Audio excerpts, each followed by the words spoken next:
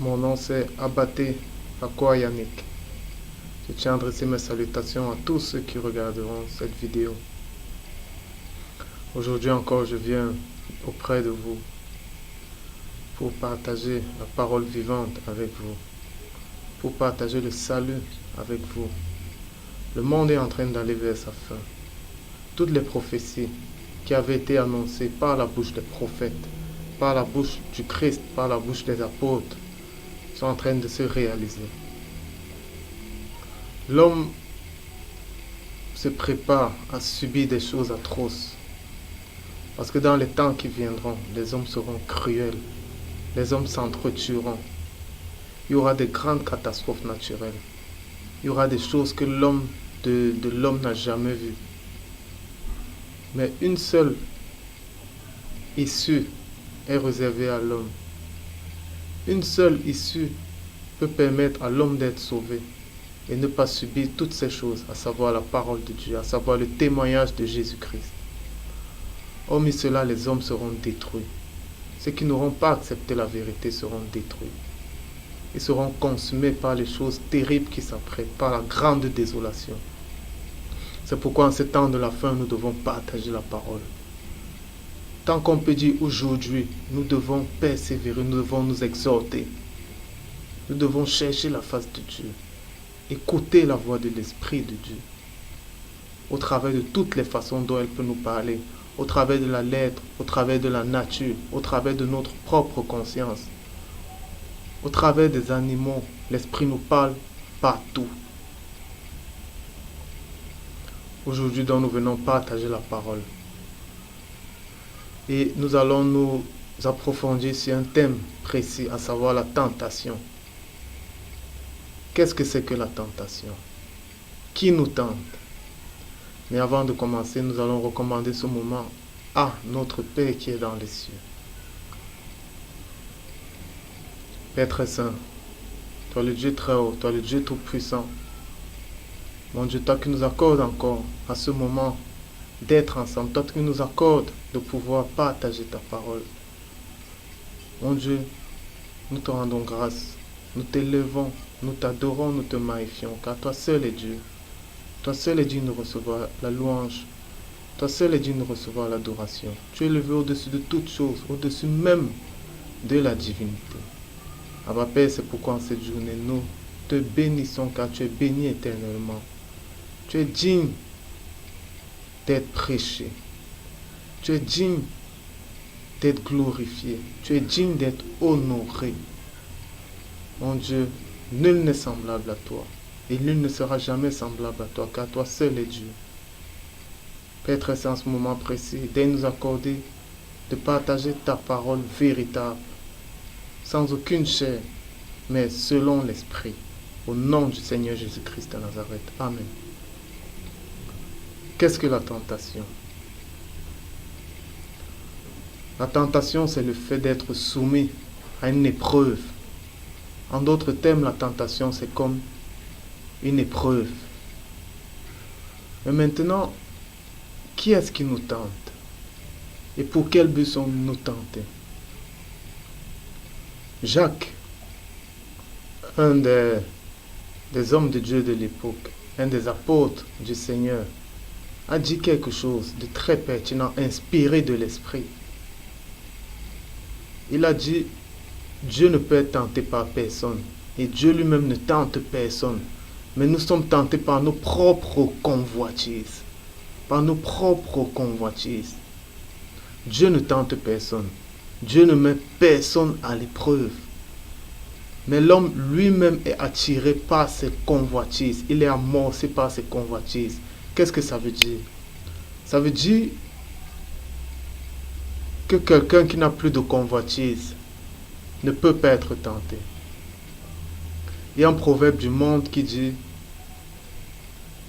quelqu'un qui n'a plus rien à perdre est très dangereux. Et c'est une réalité. Lorsqu'on combat, prenons l'exemple des extrémistes. Lorsqu'un homme est pris dans les troupes des extrémistes, c'est quelqu'un qui laisse tout derrière lui. Il laisse sa famille, il laisse sa maison, il laisse tout. Tout pour lui, ça devient le combat. Ça veut dire que tout ce qu'il voit devant lui, c'est la mort. Il n'y a plus rien d'autre. Ça veut dire qu'il n'a plus rien à perdre et il devient très dangereux. Parce que vous ne pouvez plus le tenter par rapport à quelque chose. Vous ne pouvez plus l'amadouer. Tous ses regards sont fixés sur le succès de sa mission. C'est la même chose avec l'enfant de Dieu, le véritable enfant de Dieu, qui meurt pour lui-même, qui meurt pour ce monde, qui meurt pour ses ambitions, qui meurt pour sa famille, qui meurt pour sa propre chair, qui meurt même pour sa vie, ne peut plus être tenté. Parce qu'on est tenté par ses convoitises. Par ses convoitises. Et c'est pour cela que Jean, inspiré de l'Esprit, dit quelque chose. Il dit que celui qui est né de Dieu ne pêche point. Parce qu'il a la semence de Dieu en lui. Celui qui est le péché vient de quoi? Lorsque la convoitise grandit. La convoitise grandit. Elle enfante le péché lorsqu'elle est consommée. Tout commence par la convoitise. Quelqu'un qui est né de Dieu ne convoite plus parce qu'il est mort selon le monde. Tout commence par la mort. Ça, c'est quelque chose que je dirais tous les jours. Tout commence par la mort. Celui qui est mort n'a plus de convoitise. La convoitise naît du désir. Un désir peut être bon devant les hommes, mais il suscite de la convoitise. Quelqu'un qui vit en Christ et qui dans sa tête a toujours des envies de mariage, toujours des envies de richesse, toujours des envies d'élévation. Il veut être pasteur, il veut être prophète, il veut être un grand homme de Dieu. Ce genre de personne, c'est la convoitise qui naît. Et tu seras tenté sur ça. Tu seras tenté sur cette convoitise. Mais le véritable enfant de Dieu, lui, il est mort. Il est mort selon ce monde. Il n'a plus de convoitise. Tout pour lui, c'est le combat. Tout pour lui, c'est la réussite. Tout pour lui, c'est le salut des âmes. Tout pour lui, c'est cela. Mais si dans ça, Dieu voyant qu'il en a besoin et que Dieu lui-même va se glorifier au travers de son mariage, au travers de la famille qu'il lui donnera et des enfants qu'il lui donnera, parce que ces enfants l'honoreront, parce qu'ils grandiront dans la parole, alors il lui donnera une famille. Mais si ce n'est pas ça, le combat continue. On ne se soucie pas de la vie civile lorsque nous sommes dans le combat. Ce sont les soucis de la vie civile qui font en sorte qu'on est tenté et qu'on pêche. On est tenté selon ses propres convoitises. Quelqu'un qui ne vole pas, il ne sera jamais tenté par le vol. Je ne sais pas si vous me comprenez. Quelqu'un qui ne ment pas, il ne sera jamais tenté par le mensonge. Quelqu'un qui n'a aucun attrait pour les femmes ne sera jamais tenté par l'impudicité. Qui n'a aucun attrait pour ses désirs personnels. Quelqu'un qui ne craint pas ne sera jamais tenté par la peur de mourir ou bien la peur d'être battu pour la parole. Il ne sera jamais tenté par ça parce qu'il n'a plus de convoitise, parce qu'il est mort. Un mort ne peut plus rien faire. C'est pourquoi lorsque la tentation même arrive, elle trouve quelqu'un mort, elle ne peut rien lui faire. Mais lorsque tu n'es pas mort, tu es tenté et la convoitise grandit et elle enfante du péché. Elle te fait pécher. Nous devons tout faire en ce temps pour mourir. Mourir complètement selon la chair. Mourir complètement selon la chair. Abandonnons ce monde. Abandonnons les convoitises.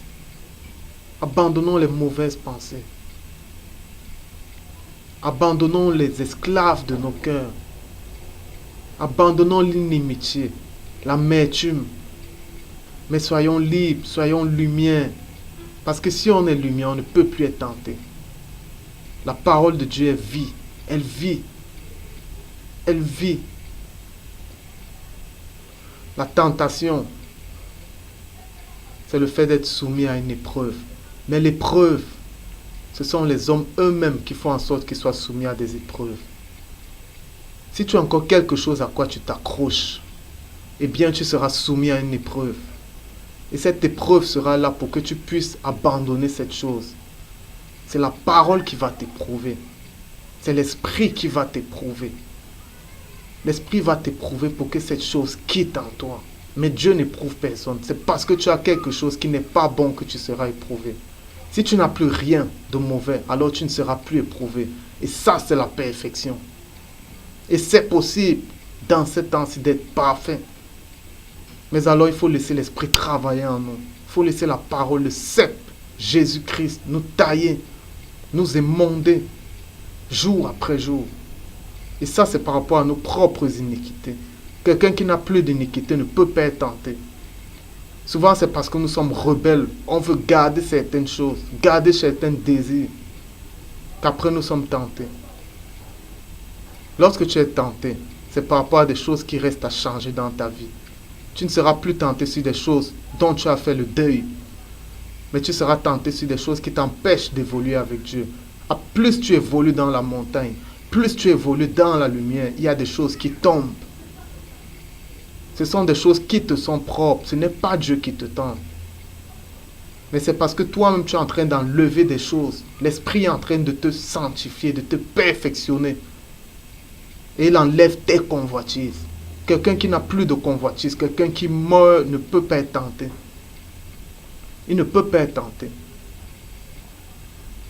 Plus tu subis des épreuves, plus tu deviens fort, plus ta foi grandit, plus tu deviens pur aux yeux de Dieu. On se taille jour après jour pour accéder à la perfection. On est tenté par nos propres convoitises. Dieu ne tente personne. On est tenté lorsqu'on quitte du combat. Lorsqu'on prend des moments de répit. Lorsqu'on se dit, bon, maintenant, bon mon Dieu, je vais aller visionner un film hollywoodien. Je vais aller suivre de la musique perverse dans un bar. Je vais aller en boîte. Là, tu es tenté. Parce que ce sont tes convoitises. Tu n'es plus dans le combat. Tu t'es éloigné. Tu as pris un moment de répit. L'un des témoignages de la parole, c'est le témoignage du roi David dans la lettre. Dans la lettre, le roi David, lorsqu'il a pris la femme d'Uri, ça venait de quelque chose. On dit, lorsque les rois vont en campagne, David, lui, n'est pas allé. Il était du haut de son treillis. Et là, il a convoité. Les rois étaient en campagne, les rois étaient en guerre. Aujourd'hui, nous sommes des habitants du royaume des cieux. La parole est le roi des rois. Nous sommes des rois. Et tous les jours, nous nous battons pour la parole. Nous portons la parole par la grâce qui nous est faite en Jésus-Christ. Mais lorsque tu prends un temps de répit pour rentrer dans le monde, alors tu seras tenté. Parce que là, tu n'es plus dans le combat. Quelqu'un qui est en guerre et qui subit les assauts, qui combat, il ne ressent pas les blessures, il ne ressent pas les plaies. Mais lorsqu'il quitte du combat, là, il commence à les ressentir. Et il est tenté. On est tenté lorsqu'on sort du combat. On est tenté par nos propres convoitises. On est tenté par nos propres ambitions. Et c'est sur ces ambitions-là que le tentateur passe. Il passera par plusieurs niveaux. D'abord l'extérieur, le monde qui nous environne. Tu seras également tenté par ta propre chair, parce que ta chair convoite. Tu seras tenté dans ton esprit, parce que ton esprit est ouvert à Dieu, comme il est ouvert aux esprits impurs également, aux esprits démoniaques. Tu seras tenté dans l'astral, ton âme sera tentée. Qu'est-ce que cela veut dire? Tu seras tenté par le monde environnant. Le monde environnant a plusieurs choses par lesquelles il peut te tenter. La musique mondaine, le foot, les divertissements, les mauvaises compagnies, l'école même, l'enseignement est dilué. Par ça, tu seras tenté. Il y a des théories dans l'enseignement de nos jours. La théorie de l'évolution. La théorie de l'égalité entre l'homme et la femme. Ce sont des théories mondaines. Et tu seras tenté dans ça. Tu seras tenté parce que toutes ces choses viennent pour une seule raison. C'est séduire ton cœur. Garde ton cœur plus que toute autre chose. Veille sur ton cœur. Nourris-le de la parole. Prie Dieu que tous les jours il surabonde des fruits de son esprit dans ton cœur.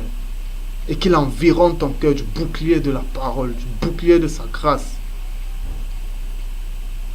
Car tout ce combat est orienté vers le cœur. C'est du cœur que viennent toutes choses. C'est du cœur que vient la vie comme la mort. Lorsque le monde te tente, lorsqu'il te montre ses beautés, lorsqu'il te montre sa gloire, lorsqu'il te montre des femmes qui s'habillent comme le monde, qui marchent comme le monde, qui parlent comme le monde, qui te flattent avec des lèvres flatteuses, des paroles mielleuses, eh bien le monde veut séduire ton cœur.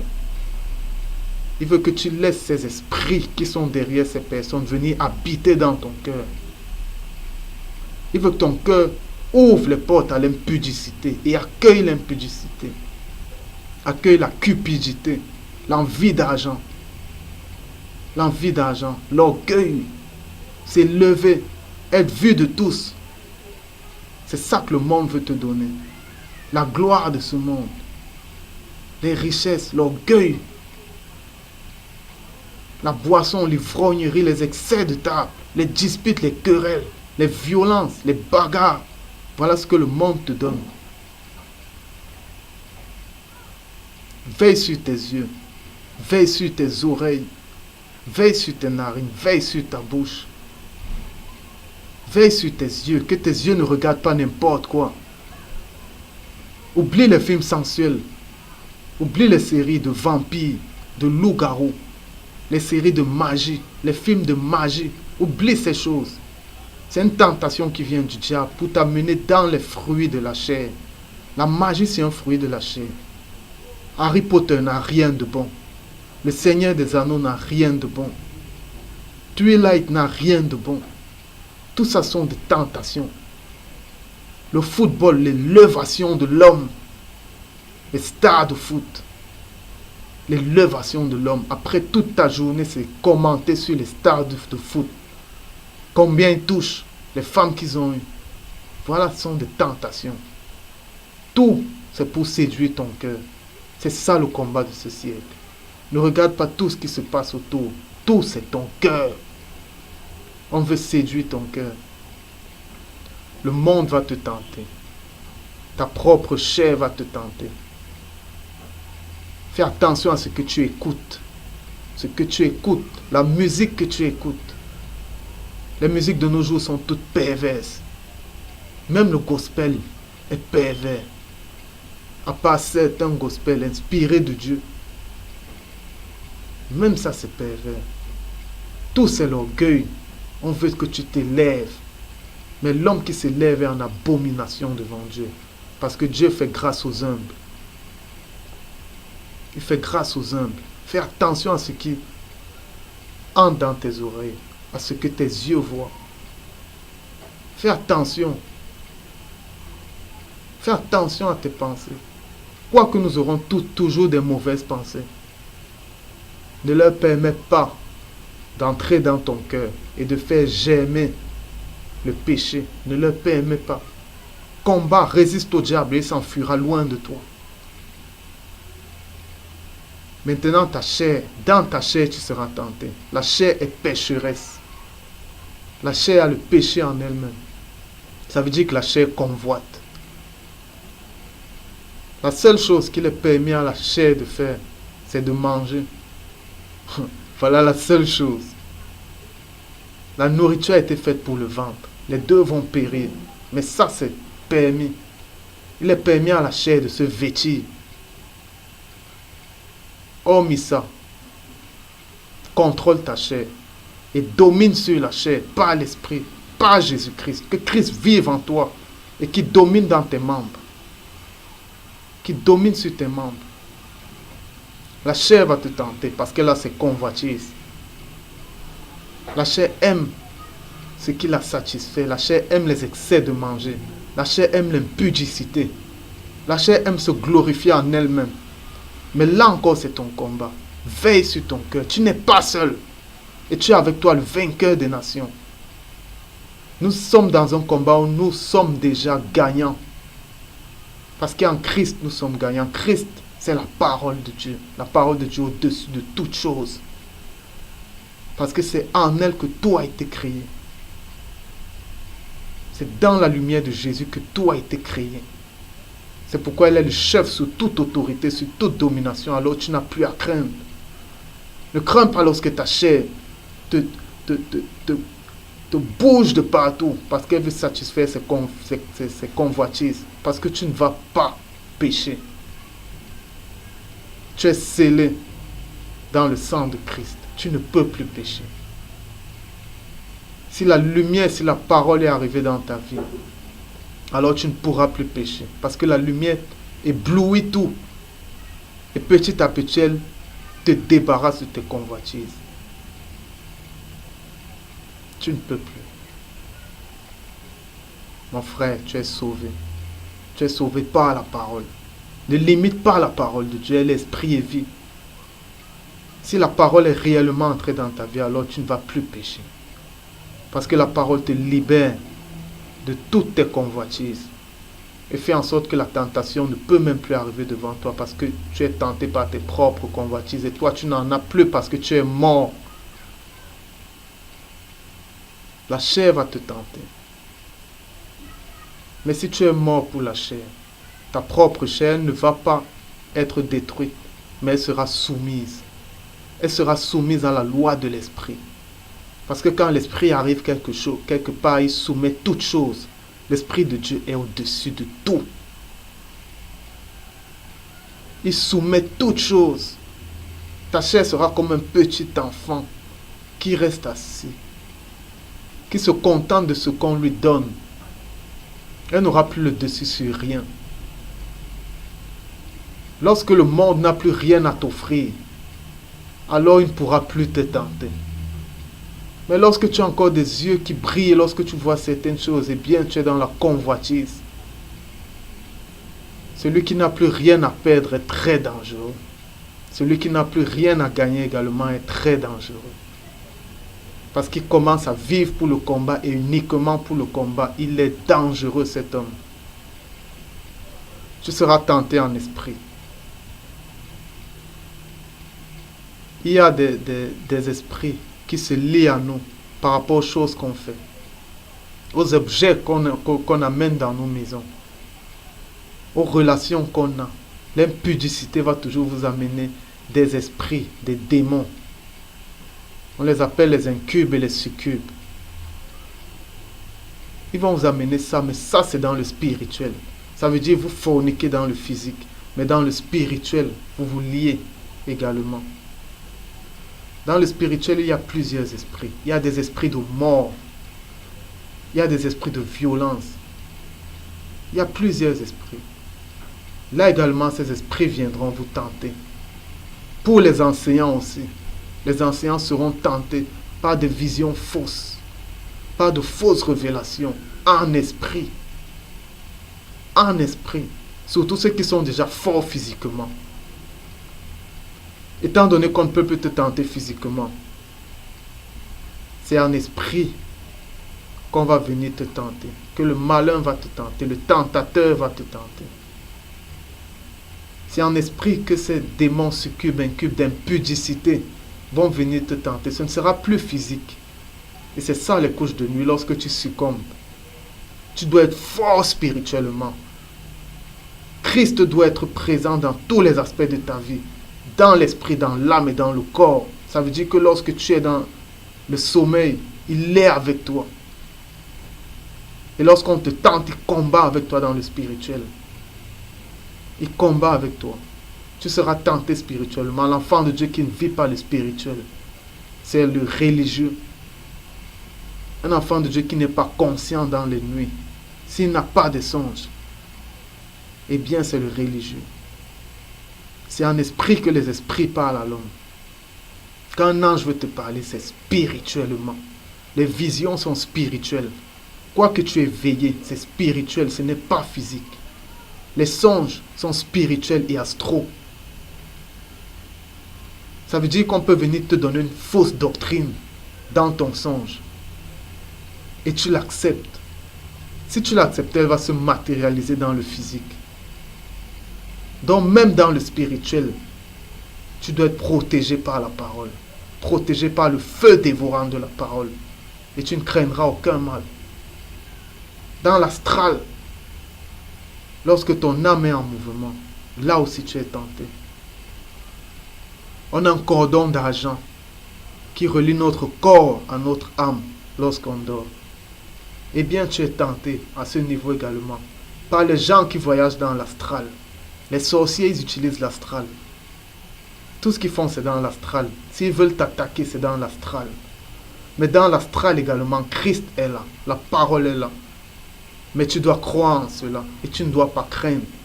Et tu dois savoir que la vie chrétienne, elle est spirituelle. Elle est spirituelle.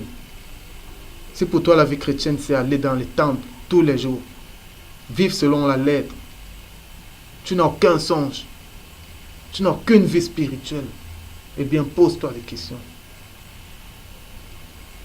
Parce que les trois aspects de ton être, l'esprit, l'âme et le corps, c'est ça, dans leur façon d'être parfait, qui reflète ton être d'enfant de Dieu. On est tenté à tous ces niveaux. Dans l'âme, dans l'esprit, dans le corps. On est tenté par le monde. Parce que tout est orienté sur ton cœur. Ton cœur doit pécher. Ton cœur doit être souillé. Mais lorsque la parole vient, la parole t'environne de sa protection. Autour de toi, des anges campent. Des anges campent. L'enfant de Dieu a un ange. Les païens, ceux qui ne connaissent pas Dieu, les religieux, ils ne sont pas encore entrés dans le spirituel.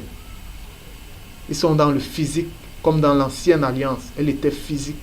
Ils sont dans le physique. Mais l'enfant de Dieu a un ange. Et c'est cet ange qui sert de courroie de transmission entre lui et le Père. Entre lui et notre médiateur dans les cieux, Jésus-Christ. On a tous un ange. Un ange qui porte nos prières. Un ange qui intercède pour nous. On a tous un ange. Dans le spirituel, ce sont les anges qui servent de serviteurs. Serviteurs. Tout est ordonné dans le royaume des cieux. Tout est ordonné. Il porte ta prière. Il l'amène devant Dieu. Il sonde toutes tes actions, il sonde tes pensées parce qu'il te connaît. Lorsque ton cœur est noir, eh bien il ne porte rien. Parce qu'il est le messager de Dieu et il ne peut pas mener un mauvais message à Dieu. Nous avons tous des anges. Dans la parole, dans la lettre, il est dit quelque chose. Il est dit aux enfants de Dieu de faire preuve d'hospitalité envers leurs frères. Parce qu'en le faisant, ils ont abrité des anges sans le savoir. Lorsque tu fais hospitalité à ton frère, sache qu'il vient avec son ange dans ta maison. Dans ta maison, il vient avec son ange. Lorsque Pierre était en prison et que l'ange est venu le délivrer, lorsqu'il est allé dans la maison de prière de Marie, les gens ont dit, c'est son ange. Comprenez le caractère spirituel de la lettre. Seul l'esprit révèle la lettre. Sans l'esprit, la lettre est morte. C'est un ministère de mort. Ça devient de la religion. Comprenez l'esprit. Vivez par l'esprit. À chaque fois que vous rentrez dans la lettre, vous devenez religieux. Même si vous prenez des passages du Nouveau Testament, vous devenez religieux. Parce que c'est la lettre.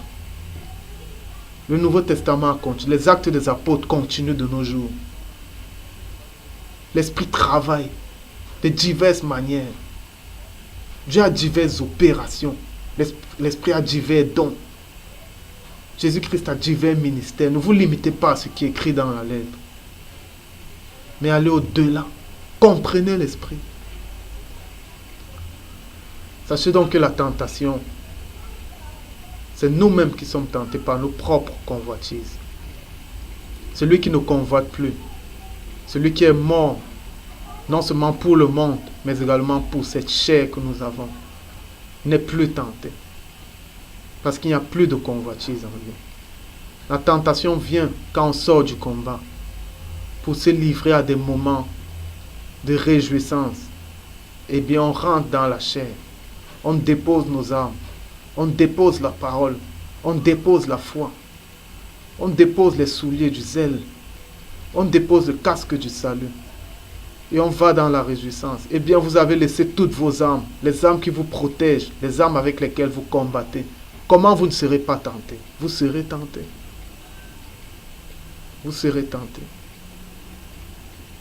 On est tenté par le monde. On est tenté pas dans l'esprit. On est tenté dans l'âme. On est tenté dans notre chair. Pour une seule raison.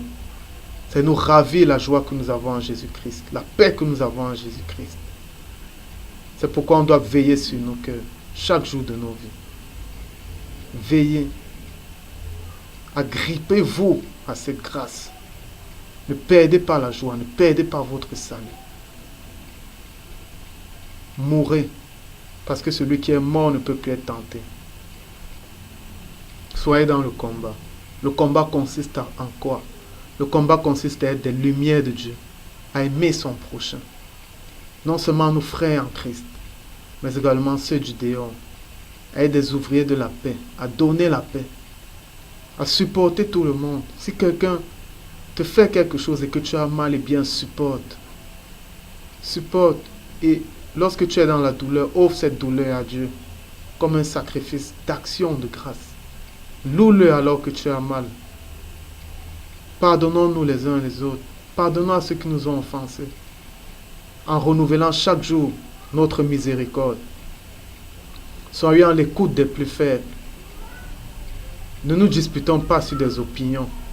Ne nous querellons pas, parce que ça c'est la chair. Mais en toute chose, manifestons l'amour. Soyons spirituels. Soyons patients avec ceux qu'on veut voir venir dans la foi. Soyons généreux envers tout le monde, conduits par l'Esprit. Soyons les flambeaux. Veillons les uns sur les autres. Donnons à ceux qui n'en ont pas, autant spirituellement que physiquement. Si tu as de quoi pourvoir quelqu'un, donne-lui le pain. Donne-lui le pain. Et à chaque moment, lorsque tu donnes le pain, donne aussi le pain spirituel. Donne-lui la parole. Avec sagesse. Par la révélation de l'Esprit. Eh bien, mes frères, je suis encore dans la joie d'avoir pu partager ce message avec vous. J'espère que vous avez pu être édifiés. Nous allons terminer en recommandant cet enseignement au Père. Père, toi qui es dans les cieux, toi qui es élevé, oh, toi qui nous donnes la vie, toi qui fais battre nos cœurs, mon Dieu, brise-nous davantage, et que ta parole soit prêchée, que nous décroissions selon la chair, mais que toi seul croisses. Environne-nous du bouclier de ta parole. Brise-nous, que nous mourions totalement selon la chair, afin que nous n'ayons plus de convoitise, et que nous puissions être parfaits, pour hériter du royaume des cieux qui est réservé aux parfaits.